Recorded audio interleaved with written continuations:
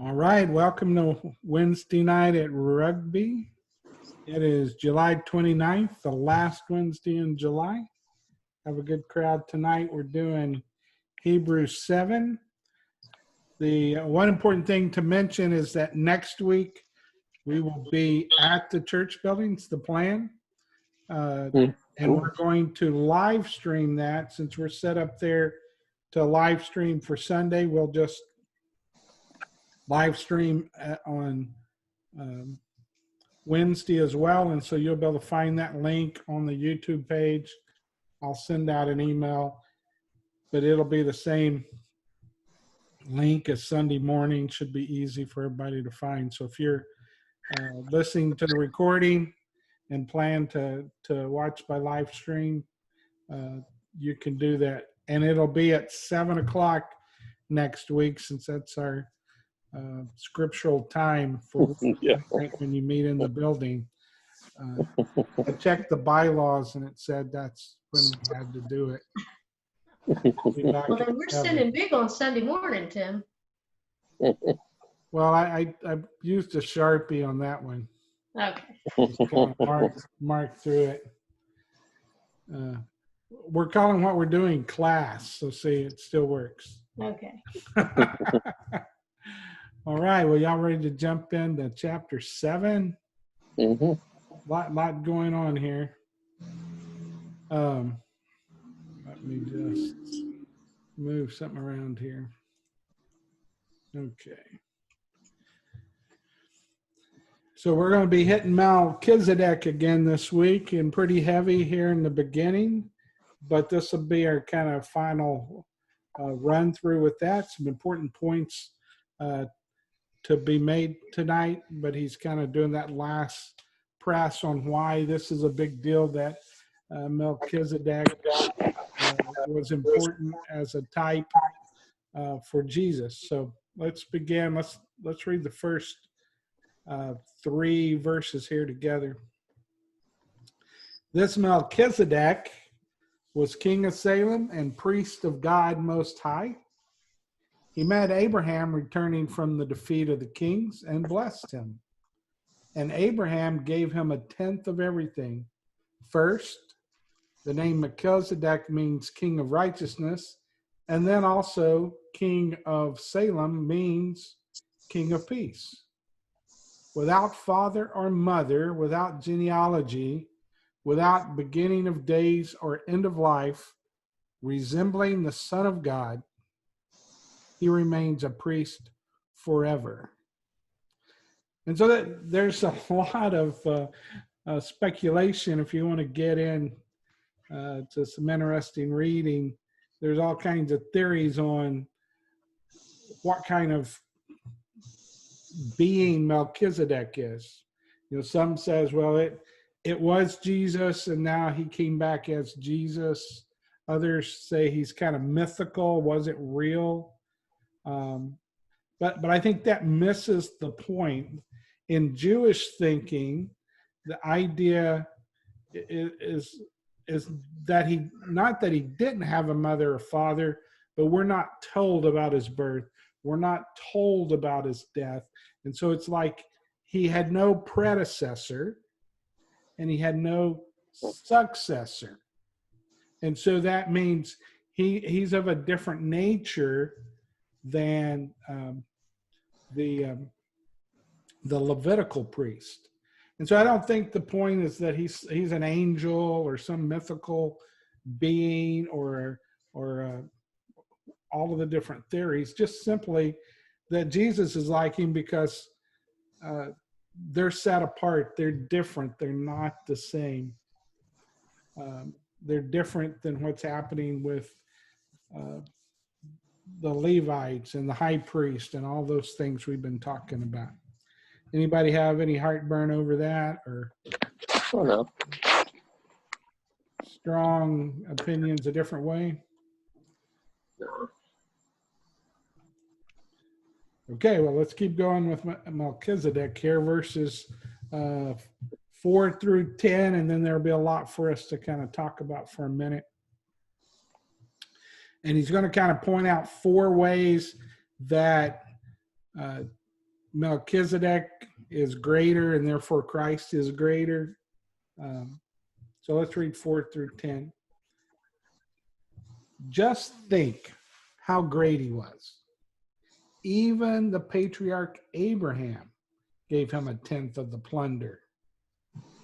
Now the law requires the descendants of Levi, who became priests, to collect a tenth from the people, that is, from their fellow Israelites, even though they are also descended from Abraham. This man, and that's meaning Melchizedek, however, and Melchizedek and Jesus, this man, however, did not trace his descent from Levi, yet he collected a tenth from Abraham and blessed him who had the promises. So let's pause there just for a minute. So the big point is Melchizedek is greater than Abraham because the lesser always ties to the greater. And another thing that sets it apart, the Levitical 10% was by law. It's kind of like out of your paycheck, they're going to take Social Security and Medicaid and all of those things. They're going to get their 7.65% from you and from your boss, right? It's just a matter of law. Whereas Abraham was not required to tithe to Melchizedek, he did. This is not because of demand, it's because of the greatness of Melchizedek. And that's what he's going to talk about in verse 7. So let's read that. And without doubt, the lesser is blessed by the greater. And so, yes, you give the tenth, but the blessing comes from the greater to the lesser. And that's what's happening in this. And remember, Abraham was supposed to bless the entire world. God promised him that he would be the father of many nations, that the whole world would be blessed because of him. But here we have someone who is blessing Abraham. So he is greater than Abraham. It's the inferior blesses the superior. The son blessed the father. The king blessed the nation. And that's just, I mean, that would have been plain to them. They would go, yeah, that's the way the world works. And so this argument, particularly in that day and time, would make perfect sense. We get what he's saying, and it's an important distinction of why Christ is the right high priest. And we're going to get in that a little bit more. So we'll read the next 3 verses and we'll pause a little bit. In the one case, the tenth is collected by people who die. That's the Levites. But in the other case, by him who is declared to be living, and that would be Jesus. One might even say that Levi, who collects the tenth, paid the tenth through Abraham, because when Melchizedek met Abraham, Levi was still in the body of his ancestor.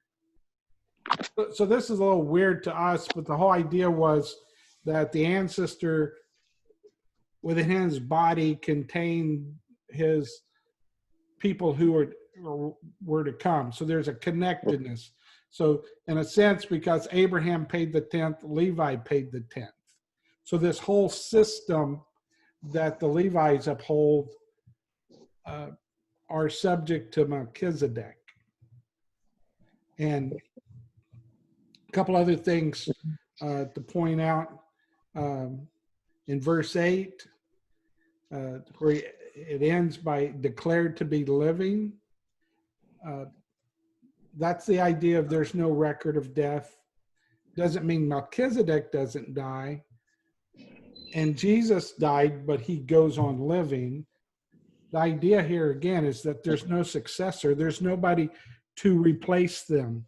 they are permanent in their position. And then the phrase in verse 9, one might even say, that's a pretty common Greek argument. So it gives us some insight to this writer, the way he's fashioned his argument. He's very clear, and he uses common arguments from the day. What he's really doing is laboring the point, this affects Judaism, right? Judaism is not separate and apart. It's subject. Melchizedek is greater. There are greater things than Abraham, which in some ways would have been a little bit heretical, a little bit heresy. It's like us saying there's somebody greater than George Washington, right? I think that's the emphasis. So any thoughts, anything you'd like to add? Go a different direction?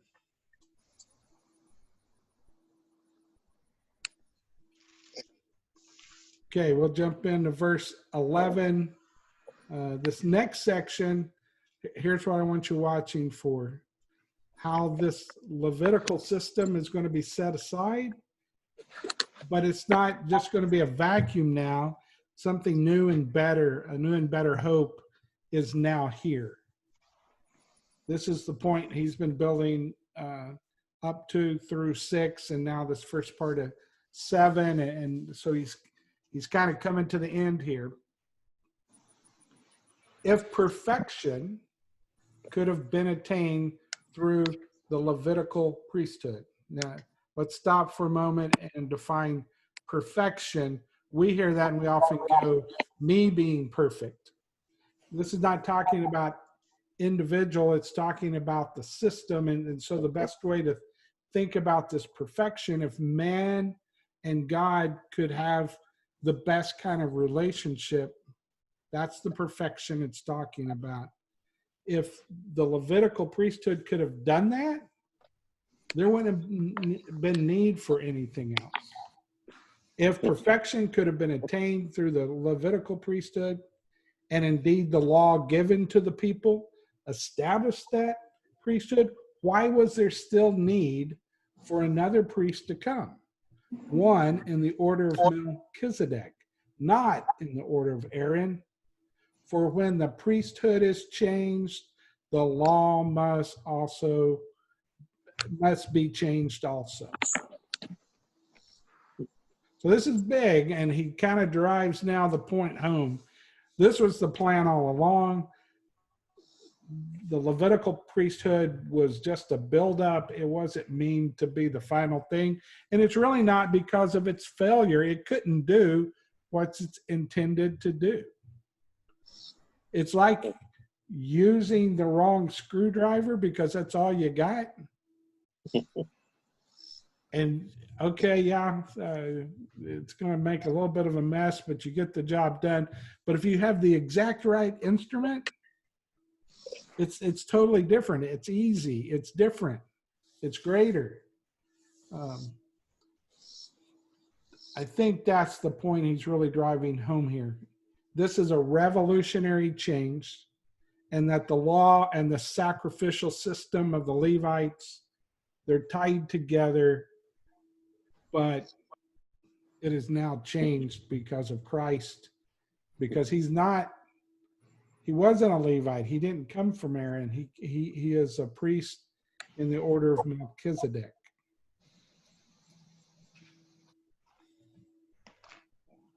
So in verse 13, he gets into that.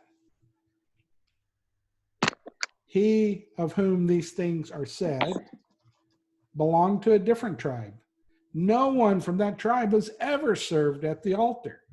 He gets it. If you looked at it on paper from a Jewish point of view, Jesus is out of line. And so he's making this case on why Jesus is not out of line. Just because he's not of the line of Aaron, he's not a Levite.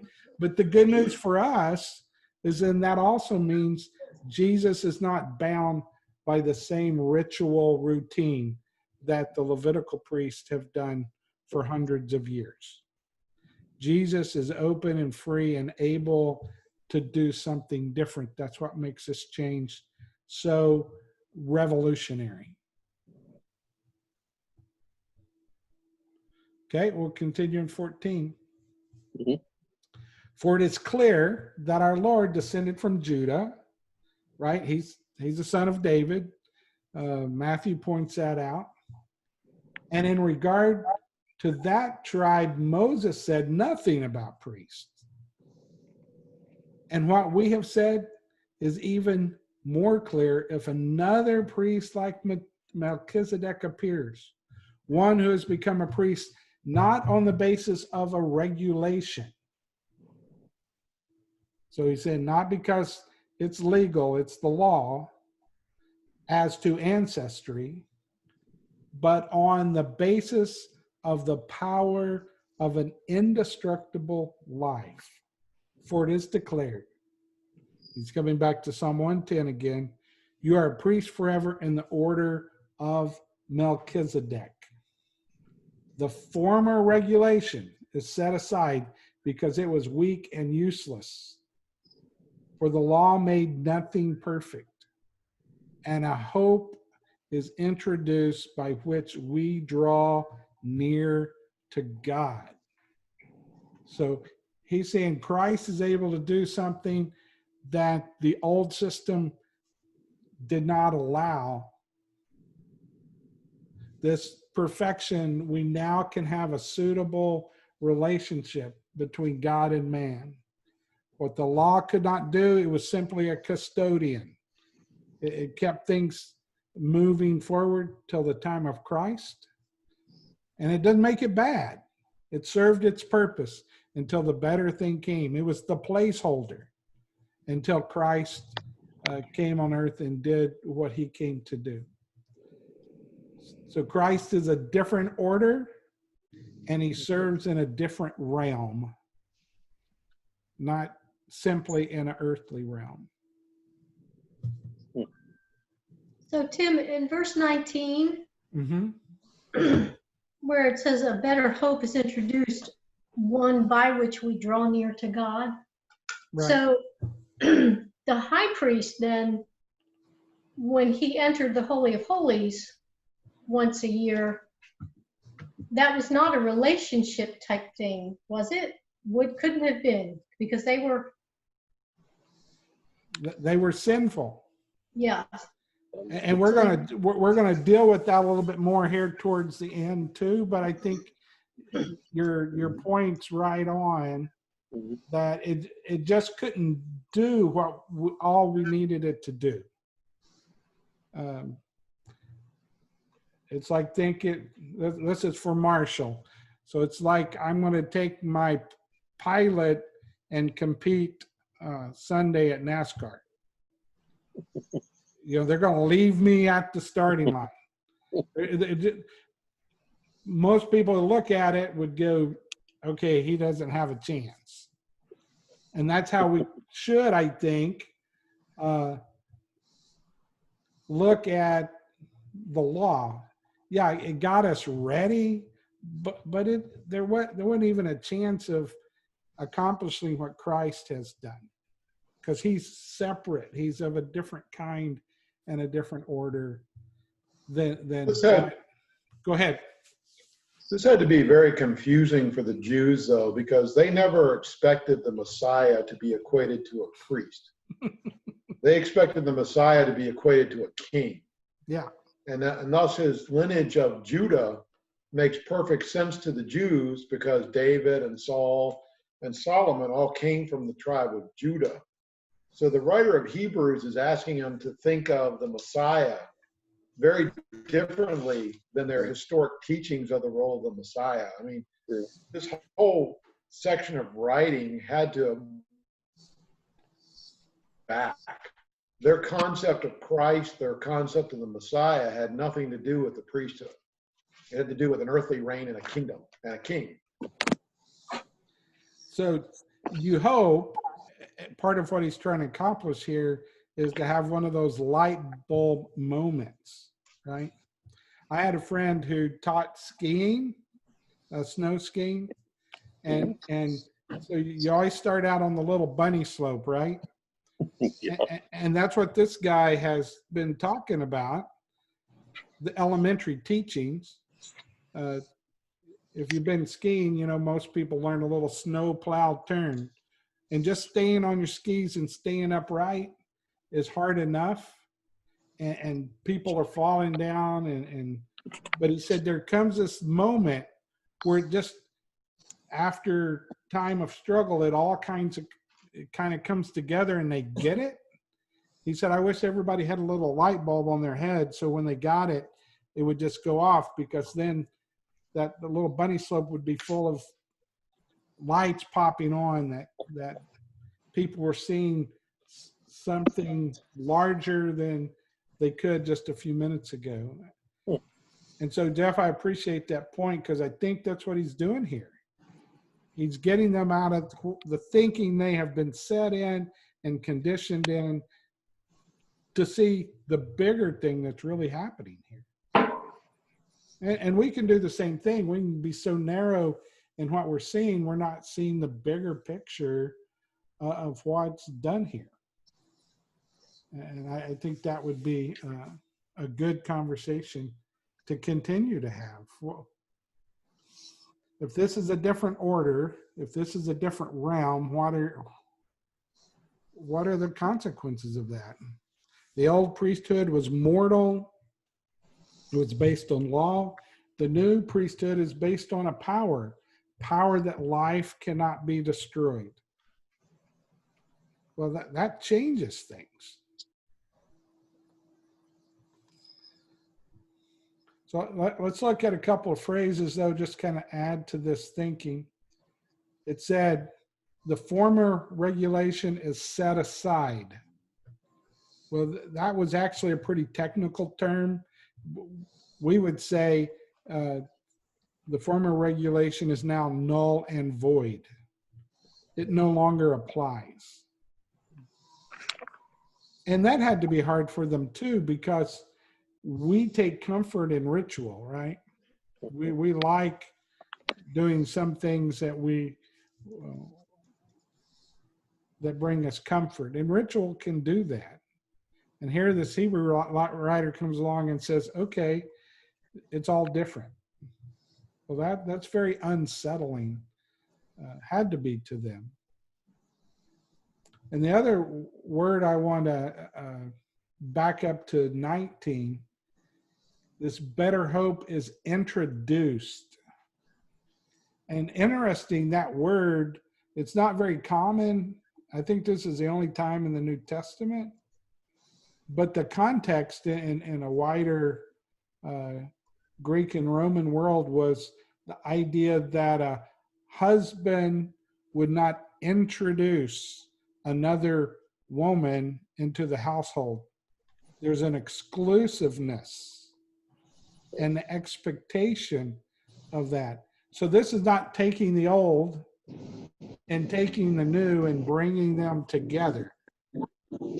It's the idea that this better hope is introduced and it's singular. It replaces what was before. And back, Jeff, to your point, okay, that's going to be hard for these guys. The law is canceled.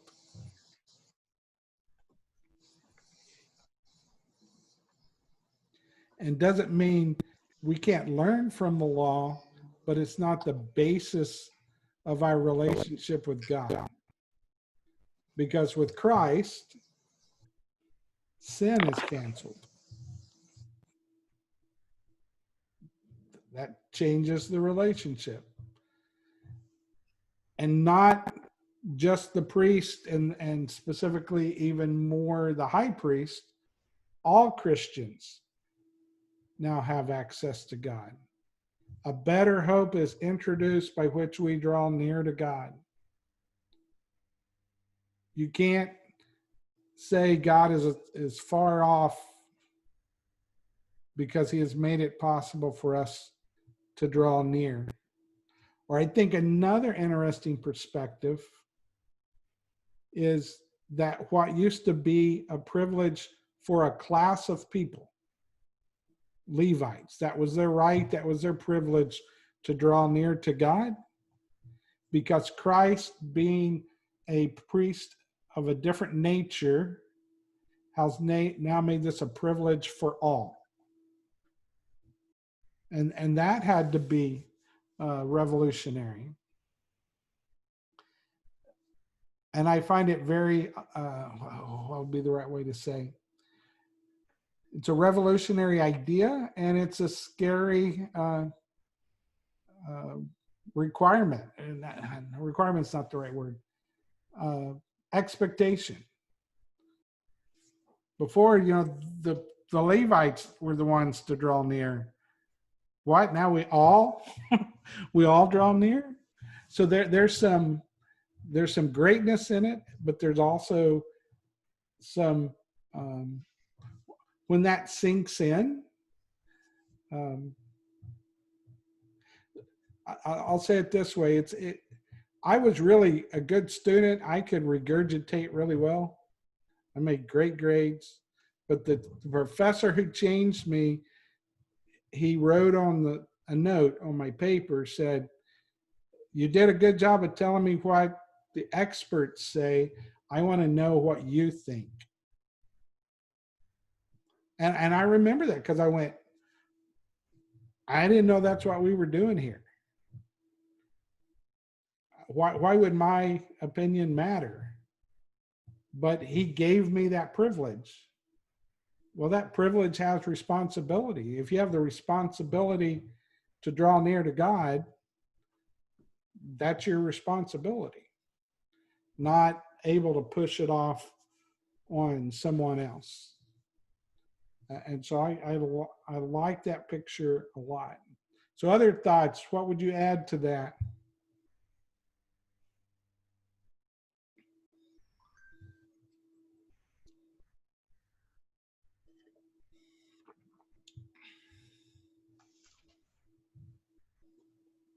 Okay, let's pick up in verse 20. And it was not without an oath. And I don't know that we fully engage with this, because oaths are very formal to us, but I think the idea, hear this as we read through this, the oath was kind of the guarantee. It's kind of I really, really, really promise, right? You see enough reallys, it seems real. It was not without an oath. Others became priests without any oath. That's meaning the Levites, they were born that way, right? They were born a Levite. They didn't have to take an oath. But he became a priest with an oath when God said to him, "The Lord has sworn and will not change his mind. You are a priest forever." So that's God's promise. And then look at verse 22. Because of this oath, Jesus has become the guarantor of a better covenant. Period. So we're not looking for anything further. This is not the next step and something's coming later like the law was. This is it. This is what we've been waiting for. And he's the guarantor. He is the one who co-signed the loan that we took out. And if we're not able to pay, what does he do? Well, he's already paid, right? He's such a great guarantor, he's already done it. This is not something he's even going to do in the future. More the idea that he has done it and he continues to do. That's really the force of the word. Nothing is destined beyond Christ. There's no further revelation. We're not Latter-day Saints. We don't get an additional revelation. The Christ priesthood is for the salvation of man because nothing is better. And we can count on that. The promise is sure, secure. It's good for the debt. And then he uses this word in 22, covenant. Now, don't worry, we're going to talk about covenant because we're going to spend a couple of chapters fuller development of that. That's coming. That's what he's building to. But first, he's just nailing down this idea of who Christ was.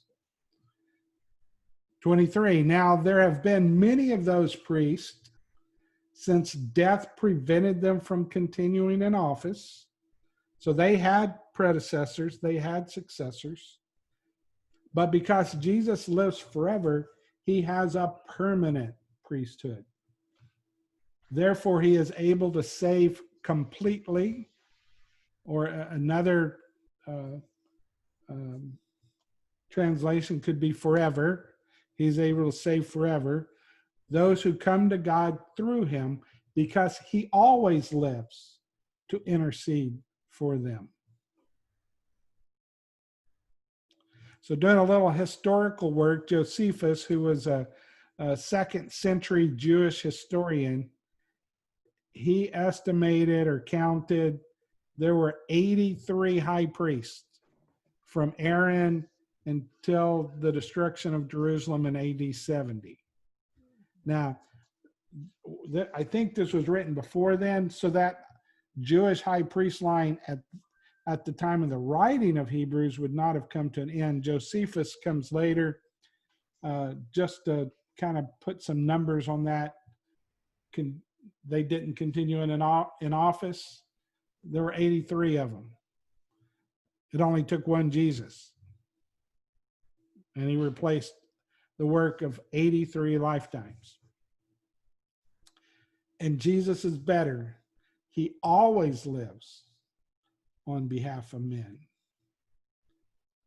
And what he has done on earth, he continues to do in the heavens. I like using heavens because in Hebrew, when they don't talk about heaven, they talk about the heavens. It was always plural. It was in the Greek world, you got sometimes plural, sometimes singular. But the idea is where he is gone, there is no ending, right? We're not necessarily intending to think geographically, but more over time. To all eternity, he remains the one who introduces men to God, not just at one point in time, but he continues to do that.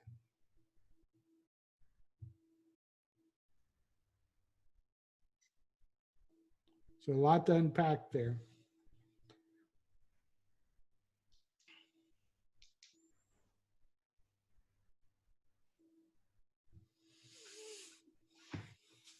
Verse 26, such a high priest truly meets our need. One who is holy, blameless, pure, set apart from sinners, exalted above the heavens. Unlike the other high priest, he does not need to offer sacrifices day after day, or some translations say daily. First for his own sins and then for the sins of the people. And before we finish that sentence, they weren't required to sacrifice daily. There were specific times they sacrificed, but I think the idea and I think it became a practice to sacrifice daily. Because they realized their sinfulness, because you have two kinds of sins, right? We have a little rhyme in English, right? You heard in prayers before. Forgive me of the sins of omission and commission, right? The sins that I committed, but also the things I should have done that I didn't do. Well, there's lots of those, right? How can you keep score of those? And so if you know anything about Judaism, they're fairly conservative. So here's a example of that. The law said you could give 40 lashes to somebody that was going to get lashed. Do you know what their practice was? Is this something you know? Their practice was to do 39 lashes, just in case you miscounted.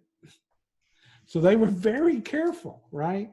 Let's be conservative. We'll give one less than the law allows because we don't want to mess up by giving one more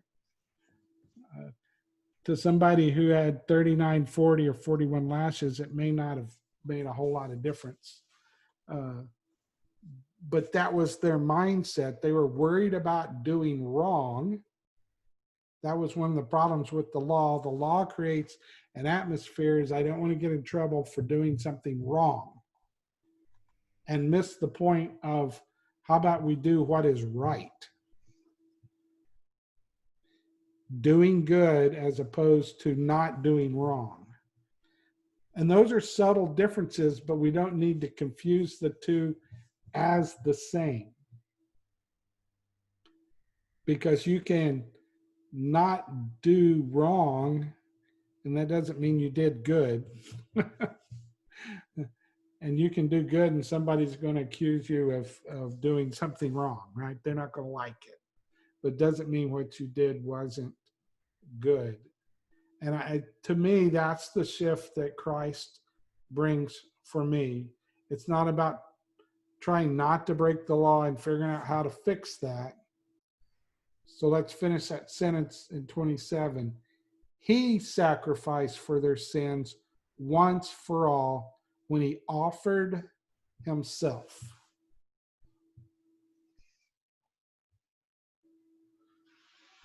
So just think of daily sacrifices over hundreds of years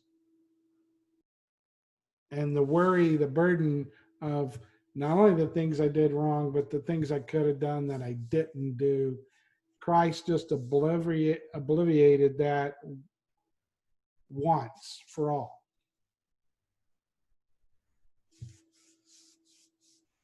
For the law appoints as high priests men in all their weakness, but the oath, which came after the law, appointed the Son, and he has been made perfect forever.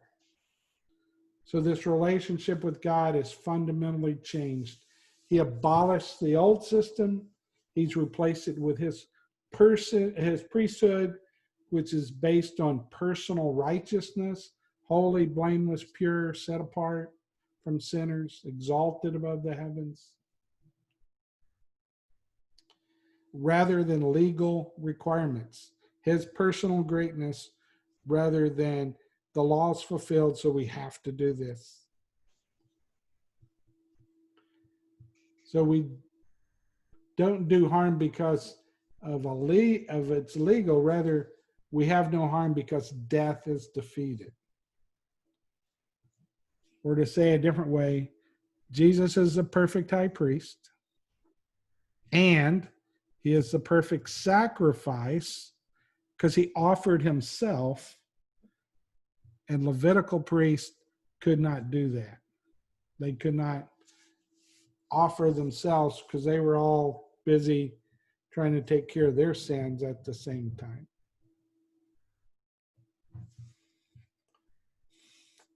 And that kind of brings us to end of 7, the end of this idea of why Jesus is a better high priest. And as we get into 8, we will start adding the element of covenant and what that means.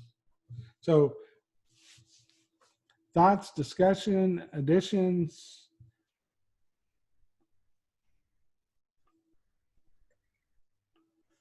Looks like we lost Larry and Andy.